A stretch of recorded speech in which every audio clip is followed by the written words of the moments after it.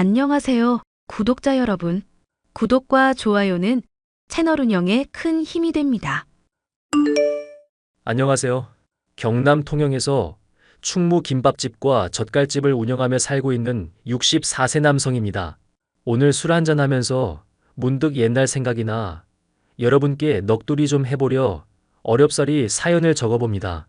지금은 혼자지만 하늘나라에서 저를 지켜보고 있을 아내에게도 제 마음이 닿길 바라며 사연 시작할게요. 저는 통영 촌놈이라 평생을 통영에서 살다 사업이라는 걸 해보고 싶어 30대가 되어서야 서울로 상경했습니다. 느지막이 상경해 정신없이 생활하던 와중에 아내를 만났죠.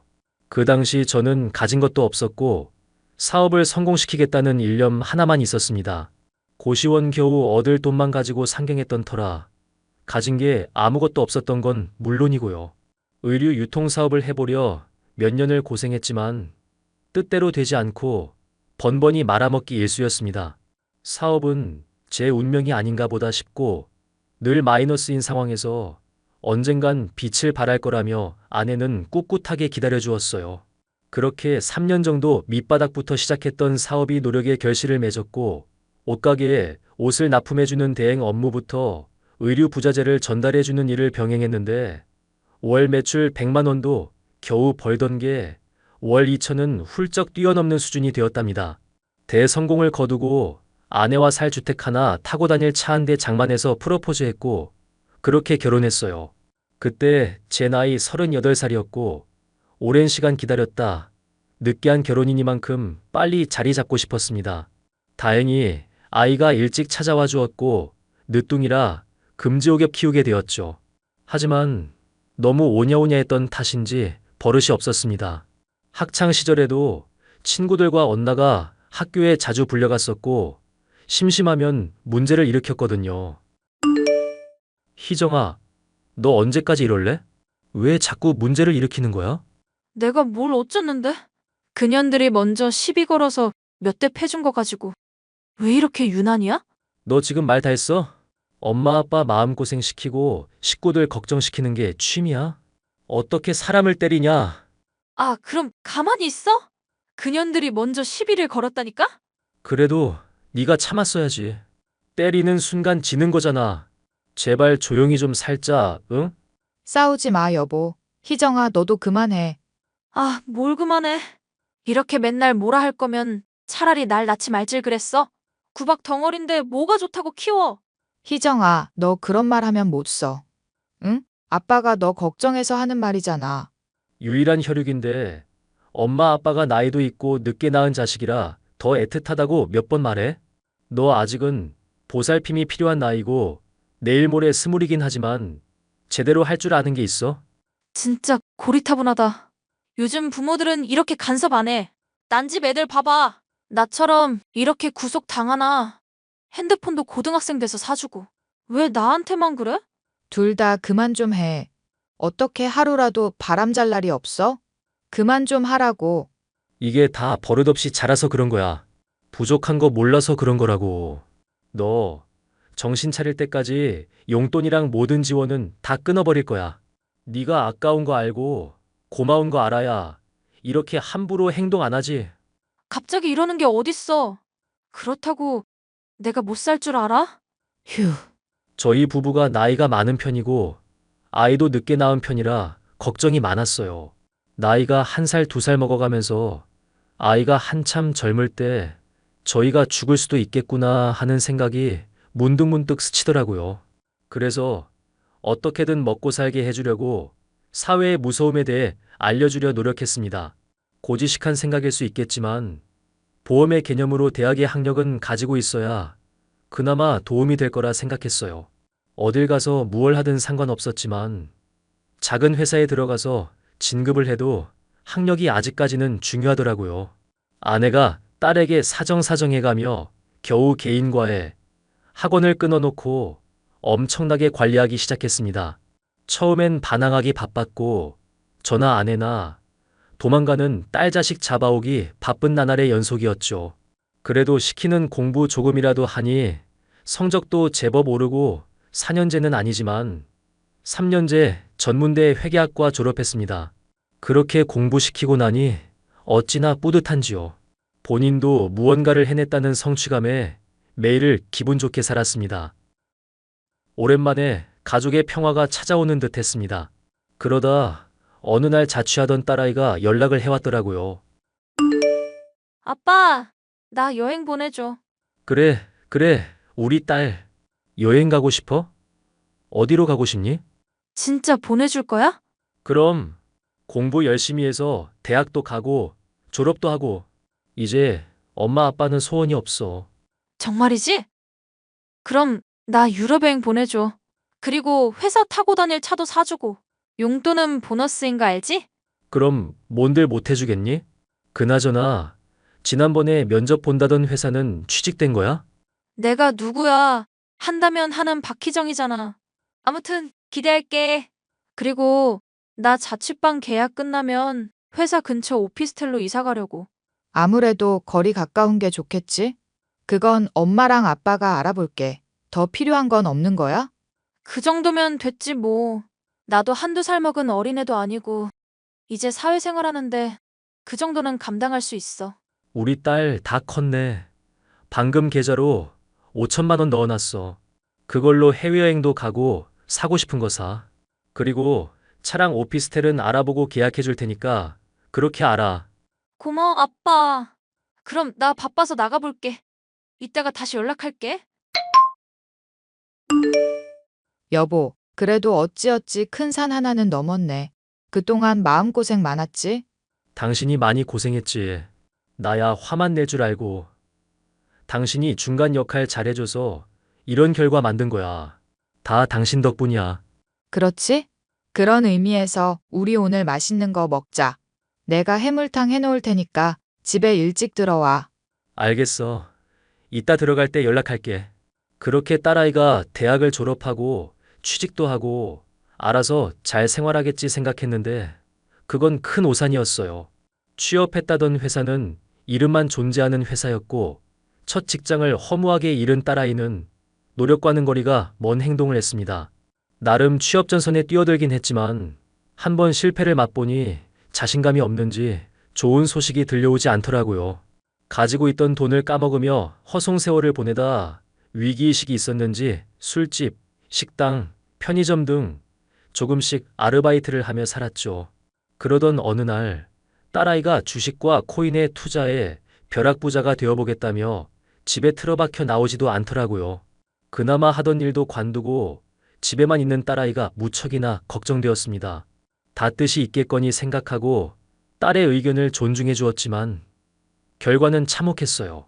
계좌에 넣어둔 5천만 원은 금방 동이 나버렸고 언제 만들었는지 모를 신용카드로 현금 서비스까지 받아가며 마이너스 인생을 살고 있다는 걸 알게 되었고 정말 어이가 없었습니다. 그 사실을 안 저희 부부는 크게 분노했고 딸에게 실망을 하고 말았어요. 그런데 딸이 신용불량자가 되는 건 막아야 하기에 급한 불을 꺼주기로 했습니다. 그런데도 오히려 적반하장으로 돈 많은데 없는 척 했었다며 배신감 느낀다길래 또 다투게 되었죠. 우리가 너한테 심하게 하는 것 같니?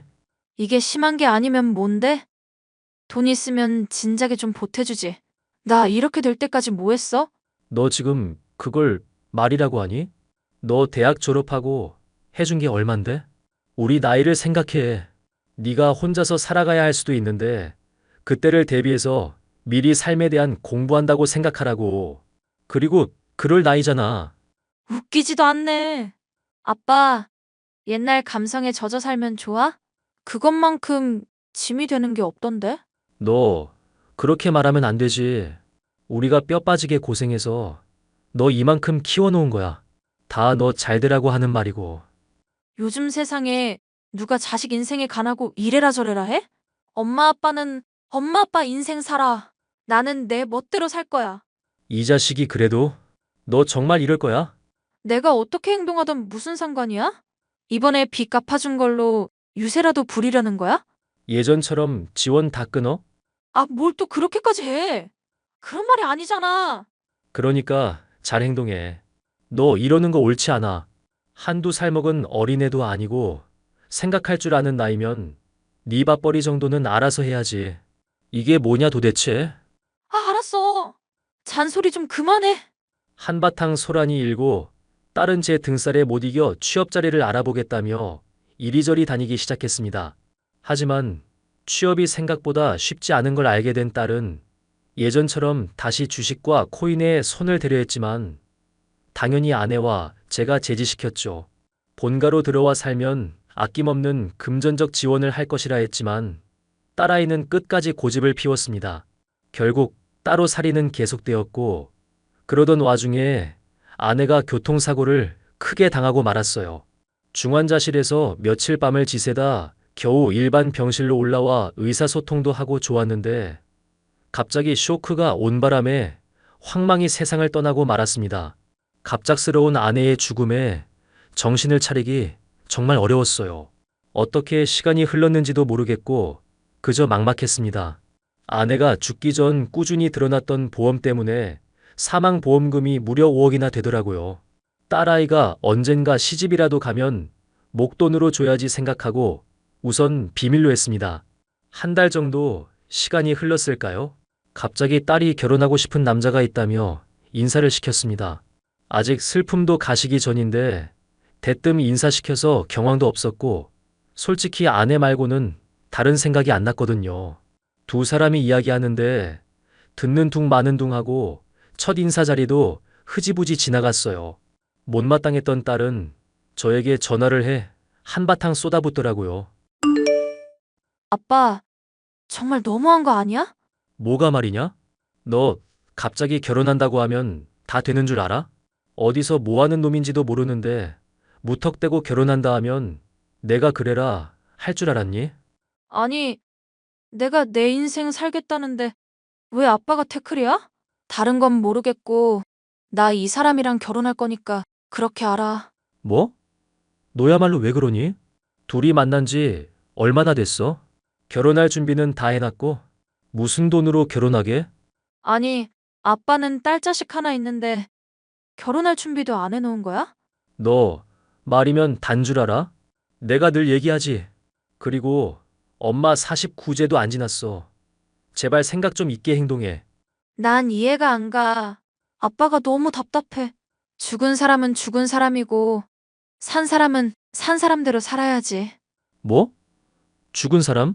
넌 엄마가 아무것도 아니야? 어떻게 그런 말을 해?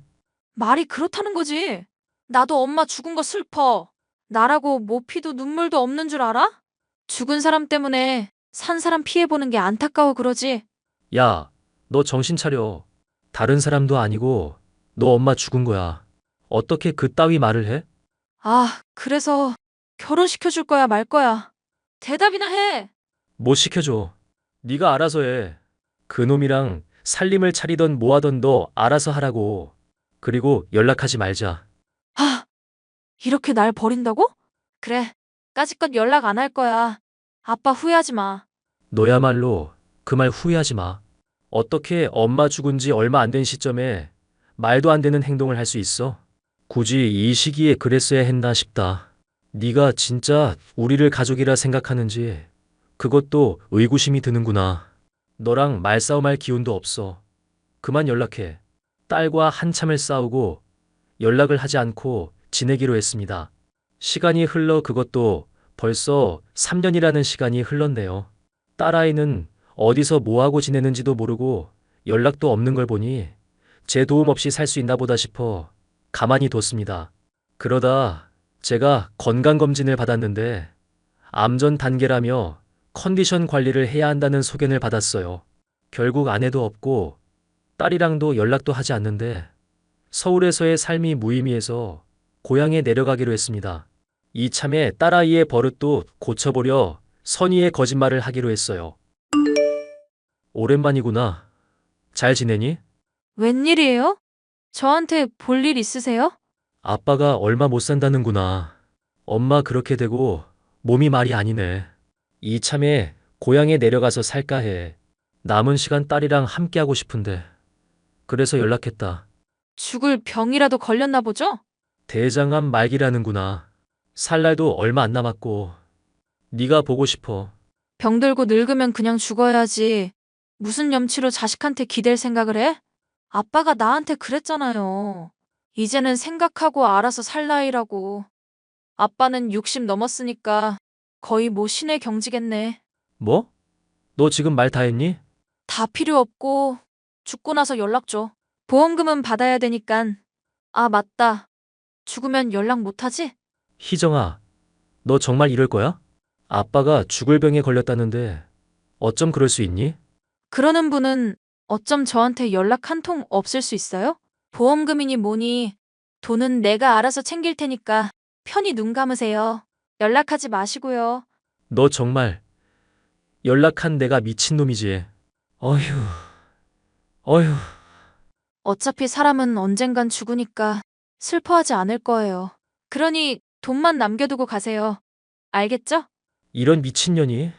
내가 사람을 잘못 봤구나. 그래, 죽거든 연락할 테니까 오든지 말든지 마음대로 하렴. 사실 시한부라는 건 거짓말이었는데 자식한테 저런 소리를 들으니 그나마 남아있던 정도 떨어지더군요. 딸아이를 시험해 보려던 저도 못났지만 정말 실망감이 컸습니다. 가지고 있던 부동산을 정리하고 통영에 가게와 아파트를 계약했어요. 서울에도 아파트를 딸아이 주려고 사둔 게 있는데 지금 재개발이니 뭐니 해서 가치가 몇 배는 오르고 있더군요. 통영에서 장사를 시작하며 딸아이와 1년 정도 연락을 안 하게 되었는데 본인이 급했는지 궁금했는지 먼저 연락 오더라고요. 아마 죽을 병에 걸렸다던 사람이 안 죽고 계속 살아있으니까 의아했나 봅니다. 아빠, 아직도 살아있어요? 부고 소식이 안 들려오네? 왜 연락 안 해요? 내가 왜 연락을 하니? 죽을 사람 기다렸다가 재산 가로채려는 거 뻔한데. 아니, 어차피 죽으면 내가 물려받을 거잖아. 미리 통보하는 게 뭐 어때서? 이참에 다 오픈하마. 너 결혼하면 주려고 사두었던 서울 아파트 이번에 재개발돼서 보상금 12억 나온다더구나.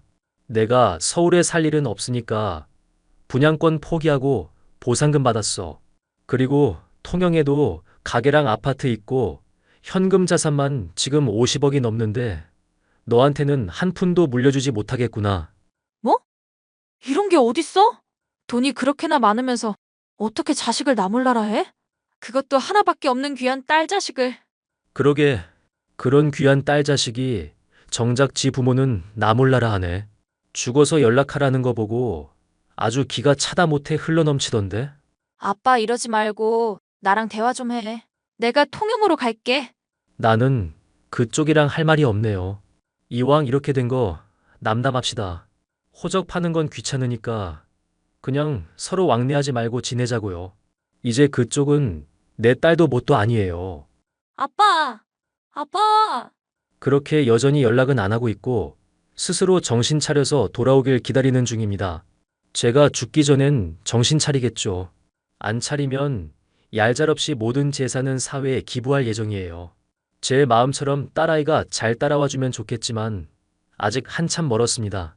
저는 통영에 내려와 혼자 쓸쓸히 가게를 운영하는데 다행히 장사도 잘 되는 편이라 월 매출 1,000만 원은 거뜬해요. 혼자 하는 장사라 욕심만 많아서 두 가지를 한 번에 하니까 몸도 마음도 피곤하지만 지금이 좋네요. 아내 생각하면서 앞으로 더 승승장구할 거고 죽기 전에 딸아이가 정신 차리는 거 보는 게 소원이랍니다. 저처럼 자식 때문에 소갈이 하시는 분들 계시나요? 자식 이기는 부모 없다지만 그건 져주는 게 아니라 한 발자국 뒤로 물러나는 거예요. 부모라고 해서 자식한테 무조건적인 희생을 할 필요는 없다고 봅니다. 부모도 누군가의 자식이고 손주였고 소중한 가족일 테니까요.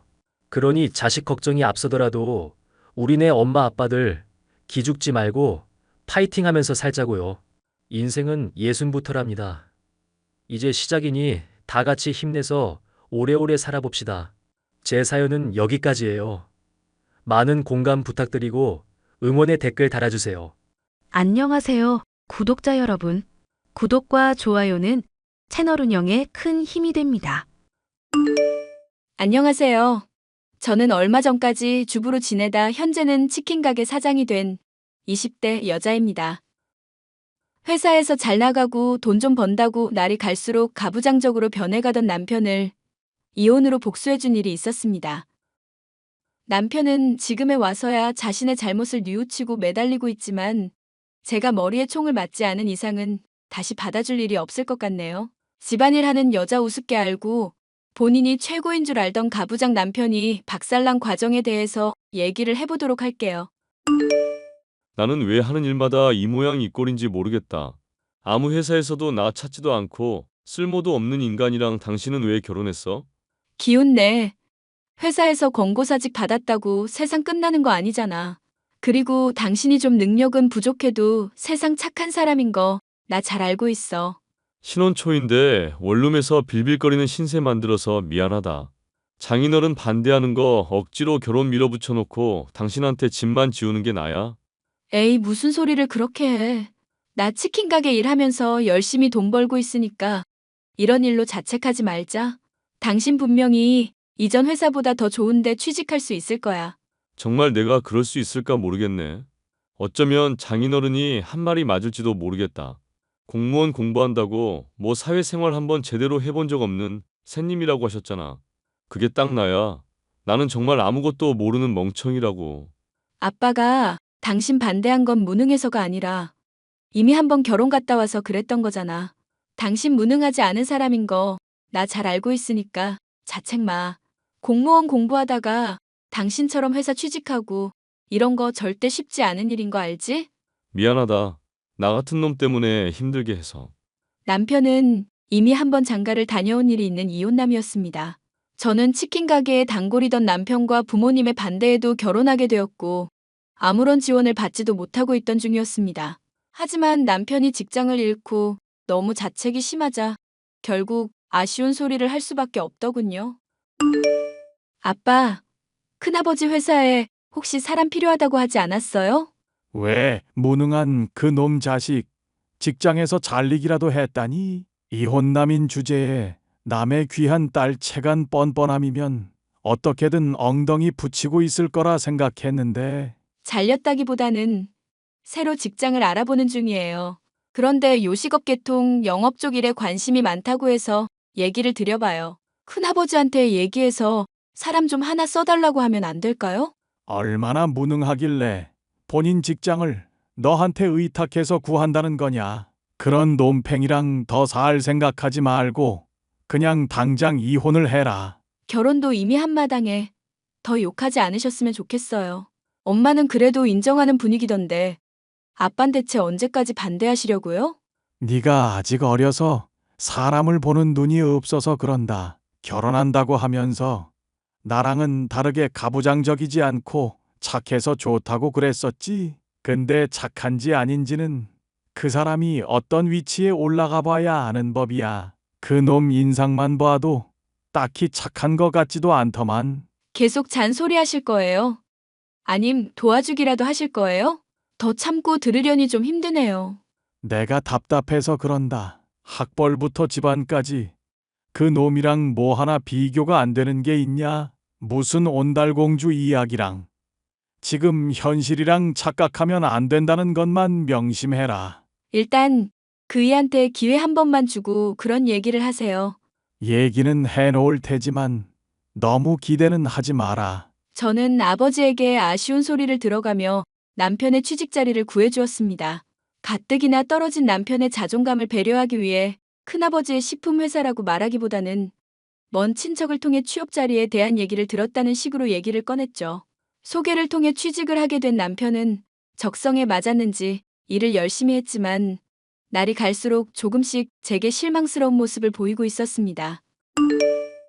여보, 집안일 도와준다고 하더니 요즘 주말마다 뭐하러 돌아다니는 거야? 주말에는 청소며 설거지며 거들어준다며. 나 영업부서라서 회사 거래처 사람들한테 이래저래 기름칠해줘야 할 일이 있어서 그래. 남자 하는 일에 괜히 이러쿵저러쿵 말 늘어놓지 말자.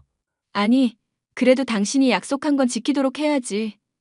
한 입 가지고 두 말 안 한다며. 나마 이런 중천금이라며. 회사 일 적응될 때까지만 참아달라고 해서 기다렸는데 왜 일 핑계로 맨날 집 밖에 싸돌아다니기만 해? 주부 일하면서 나 내조하라고 했었고 집안일 도와주겠다고 했던 건 물론 기억해. 근데 그럴 사정이 안 돼서 못 도와주는 거지 거짓말을 하고 있는 게 아니잖아. 우선순위를 생각해보면 내가 직장일에 매진하는 게 맞는 거 아니야? 당신 취직하더니 사람이 완전 변했다. 내가 영업부서의 에이스 취급받고 있는데 그럼 어떡하겠어.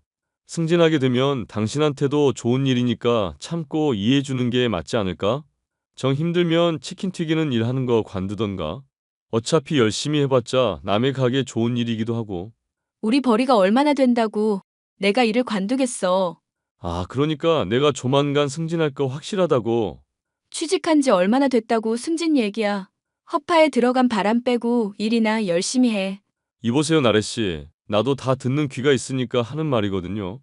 회사에서 잘려서 빌빌거리던 찌질이던 시절은 한참 전이니까 제발 참견 좀 자제하자. 바쁘다는 이유로 외박이 잦은 것도 모자라 말투까지도 점점 거칠어지는 남편. 그런 남편의 모습이 실망스럽기는 했었지만 일이 힘들어서 그런 거라 이해할 수 있었습니다. 하지만 시간이 흘러 남편이 승진을 하게 되자 저로서는 도저히 참을 수 없는 일들이 연달아 일어났죠. 당신 미쳤어? 전 여자친구들 사진을 왜 방에다 붙여놓고 있어? 집에서 놀지만 말고 자기 개발서도 읽으면서 자기 관리 좀 해봐. 그러면 내가 왜 그런지 이해할 수 있을 테니까. 자기계발서는 뭔 자기계발서야.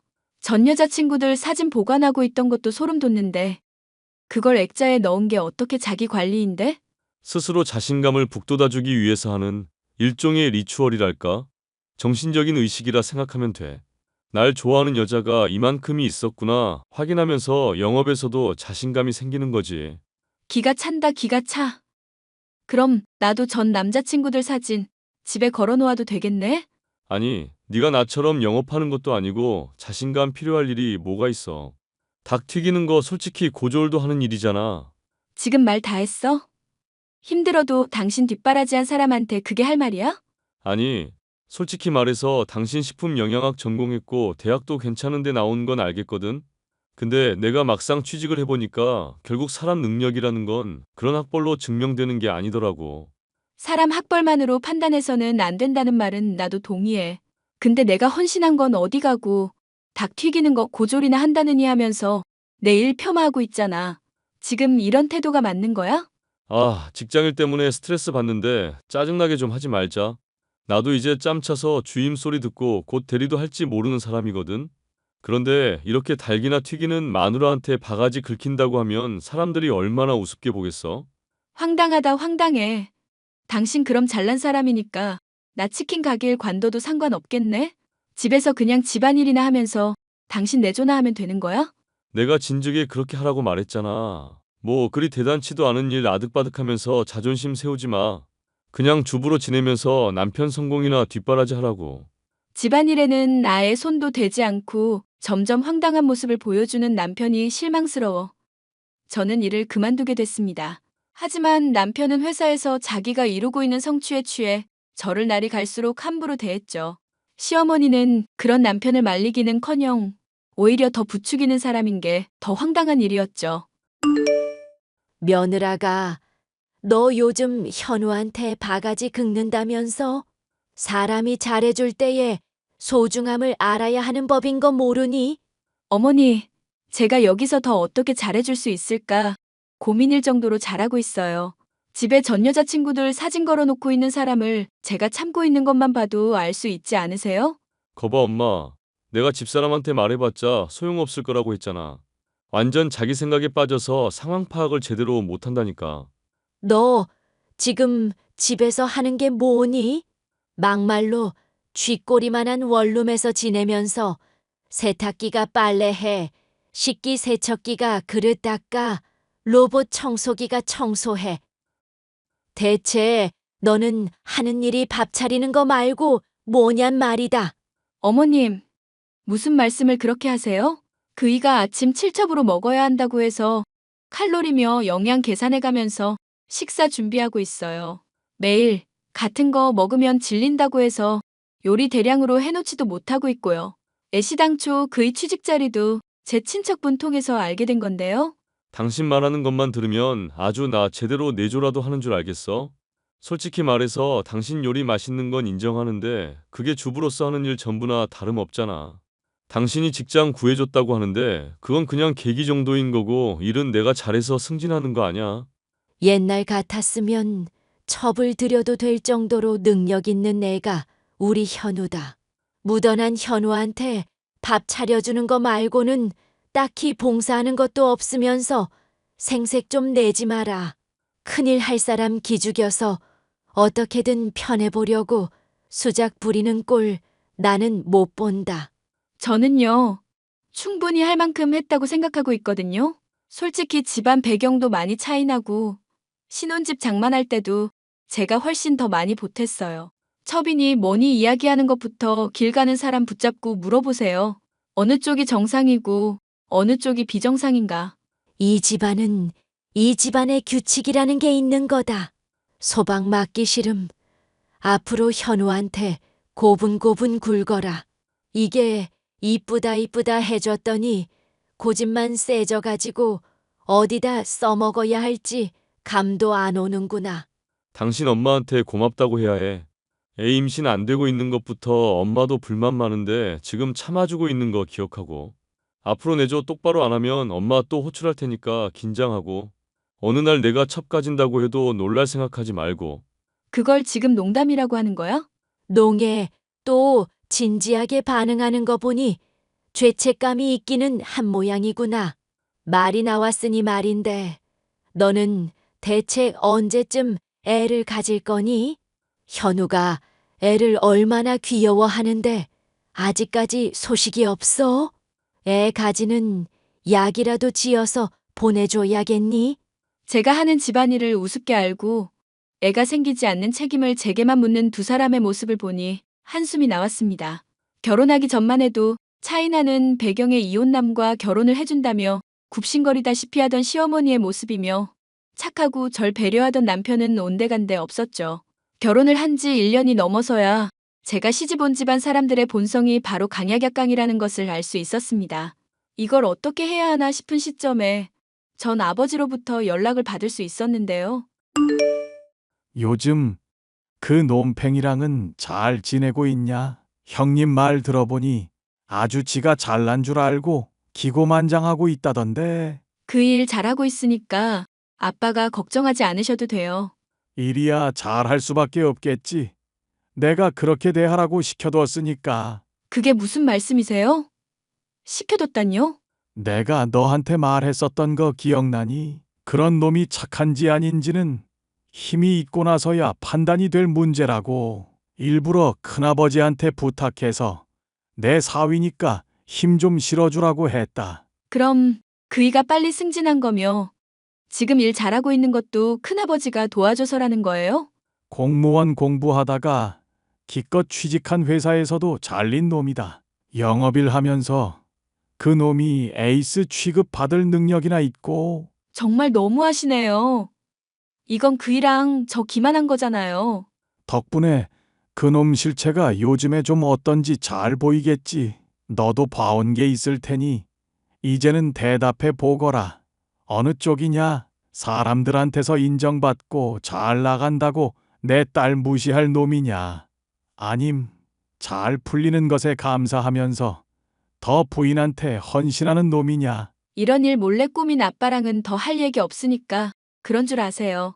난 언제라도 그 놈이랑 이혼하는 거 찬성이다. 아직 애도 없고 새 출발하기에 늦은 나이 아니니 잘 생각해 보거라. 남편이 회사에서 잘 나가는 것이 모두 아빠가 큰아버지에게 부탁한 일이었다고 생각하니 납득이 가는 것이 많았습니다. 제가 생각하기에도 남편이 일머리가 그렇게 뛰어난 편은 아니었기 때문이었죠. 그리고 결국 저는 아빠의 말이 옳다는 것을 인정하게 됐습니다. 힘을 가지기 전에는 제 눈치를 살피다가 잘 나간다 싶으니 마누라를 괄시하는 데다 시어머니를 통해 첩이니 뭐니 하는 얘기를 아무렇지 않게 꺼내는 인간. 그게 바로 남편의 실체였죠. 여보, 오랜만에 우리 외식이나 한번 하고 올까? 갑자기 당신이 무슨 바람이 들어서? 나한테 외식으로 나가는 돈 아껴서 당신 좋은 차 살 거라더니? 그거야 그냥 농담으로 한 거지. 당신이 첩들이니 뭐니 하는 말 아직 안 잊고 있거든? 농담을 하려거든 선을 지켜서 해. 으이구, 우리 마누라 많이 뿔이 났네. 알겠으니까 오늘 이쁘게 하고 밖으로 나와.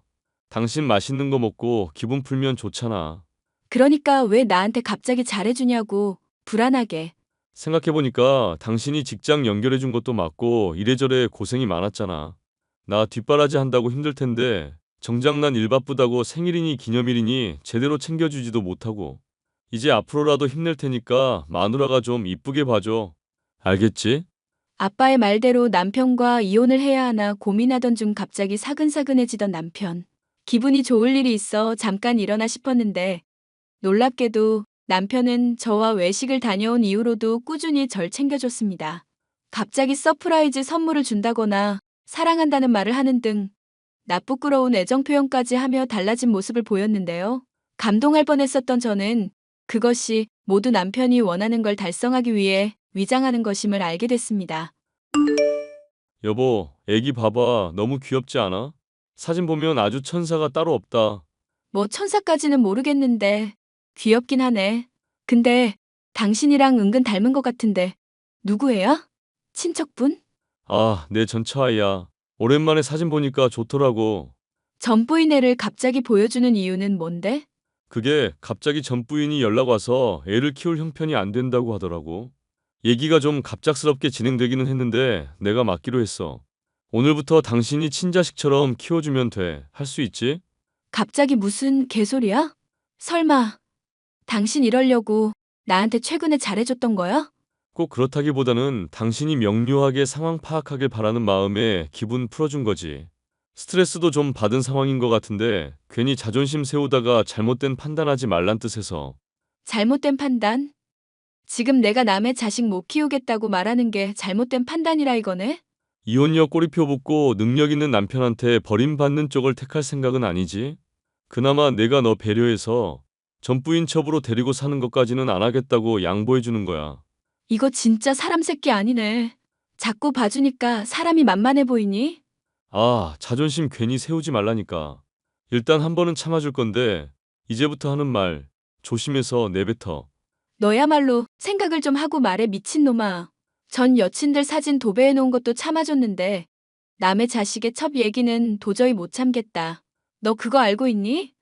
지금 직장에서 잘 나가는 거 사장인 큰아버지가 밀어준 덕분인 거. 무슨 헛소리야? 당신 큰아버지가 내 직장 사장이라고? 이거 완전 또라이년이네. 당신이랑 곧 이혼할 마누라 이름은 윤나래. 아빠 이름은 윤준원. 당신 회사 사장님 이름은 윤준묵. 내가 큰아버지 아닌 이상 당신 회사 사장님 이름을 어떻게 알고 있겠어? 또라이년이라고 한 거 한 번은 참아줄 텐데. 앞으로는 조심해서 내뱉어. 안 그럼 헛소리인지 아닌지 곧장 확인시켜줄 테니까. 나한테 이렇게 헛소리 하려고 따로 조사를 했겠지 미친년아. 이딴 위협한다고 내가 겁먹을 줄 알아? 너 조만간 이혼 서류에 도장 찍을 준비하고 있어. 알겠어? 그래. 이혼하는 거 나도 좋다 이거야. 대신 당신이 헛소리라고 했던 거 꼭 증명은 해줄게. 그때 가서 울며불며 매달려도 소용없다는 거 기억해둬. 저는 남편과 이혼을 하게 되었고 그동안의 폭언과 말도 안 되는 요구를 빌미로 위자료를 뜯어냈습니다. 이혼한 제게 잘했다고 칭찬해주시는 아빠에게 남편의 더러운 인성과 폭언들을 모조리 털어놓기도 했죠. 여보, 사랑하는 내 나래야. 내가 정말 잘못했어. 다짜고짜 왜 반말을 하시고 남의 이름을 부르세요? 미안. 당신이 이제까지 나 얼마나 배려해줬는지 너무 늦게 알아서. 내 자존심 지켜주려고 먼 친척이 직장 소개해줬다고 한 거며 참아준 거 이제야 나 알았다고. 내가 얼마나 인간 쓰레기였고 말도 안 되는 권위에 사로잡혀 있었는지 정말 깨달았어. 네네. 축하드리기는 하는데요. 그래서 어쩌라고요? 미안한데 다시 나랑 재결합해주면 안 될까? 당신이랑 이혼하고 연줄 끊어지고 나니까 회사 사람들 나대하는 게 완전 찬밥이야. 전에는 내가 뭘 해도 에이스 취급하던 사람들이 나 패급 취급하는데 하루하루가 정말 지옥이라고. 제발 다시 나 받아주면 안 될까? 에이, 약한 소리 하지 마시고 리추얼인가 뭔가 하면서 자신감 충전하세요. 전 여친 사진들 잔뜩 붙어 있던데 거기 전 부인 아들 사진까지 붙여놓고 힘내보시라고요. 이러지 말자 여보. 내가 앞으로는 정말 잘할게. 나 한 번만 받아줘. 말귀를 못 알아듣네. 자꾸 질척거리지 말고 그냥 좀 꺼져주세요. 여보, 내가 앞으로 정말 잘할게. 집안일도 내가 다 할 테니까 제발. 댁 같은 쓰레기 다시 재활용할 생각 없으니까 앞으로 연락 마라. 그리고 조금이라도 회사에 더 엉덩이 붙이고 지내려면 귀찮게 하지 말고. 알겠어? 내가 무릎이라도 꿇을게. 응? 당신이 지금 당장 바라면 무릎 꿇고 손 들고 있는 거 사진이라도 찍을게. 계속 연락하면 경찰에 신고할 거니까 꺼져. 여보, 현재 남편은 회사에서 무능한 사람으로 찍혀 곧 퇴사를 할지도 모를 상황이 되었는데요. 이제 와서야 저를 괄시하던 남편이며 시어머니가 무릎을 꿇고 빌고 있지만 저는 절대로 그들을 용서하고 받아줄 마음이 없네요. 본인들이 잘난 줄 알고 배려하고 참아줬던 저를 무시해왔으니 그 대가를 남은 세월 내내 치르게 하고 싶은 마음입니다. 마지막까지 사연 들어주셔서 감사합니다.